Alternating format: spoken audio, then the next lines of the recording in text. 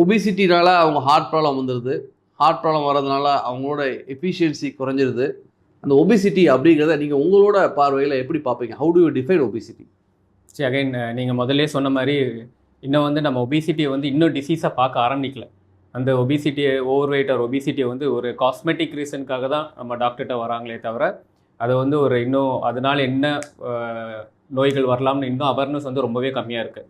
So அதனால தான் இப்போது WHO, most of the international bodies, even Indian endocrine society எல்லாருமே வந்து ஒபிசிட்டியை வந்து ஒரு டிசீஸ் மாதிரி இது பண்ணுறாங்க. ஏன்னா ஒபிசிட்டியால் பல நோய்கள் வரலாம். எனி டிபார்ட்மெண்ட், இப்போ எங்கள் ஆர்த்தோ ரிலேட்டட் வரலாம், ஆஸ்டியோஆர்த்ரைட்டிஸ் வரலாம், பல்மனரி மெடிசன் போனால் அப்ஸ்ட்ரக்டிவ் ஸ்லீப் அப்னியா வரலாம், ஹார்ட் ரிலேட்டட் இது cardiac disease, heart failure, stroke. So any disease எடுத்த ஃபேட்டி லிவர் அகைன் ரொம்ப ரொம்ப important. And reproductive health, infertility, almost ஒரு 250 நோய்களை வந்து மோர் தென் 250 நோய்களை வந்து ரிலேட் பண்ணுறாங்க ஒபிசிட்டினால வரலான்றது.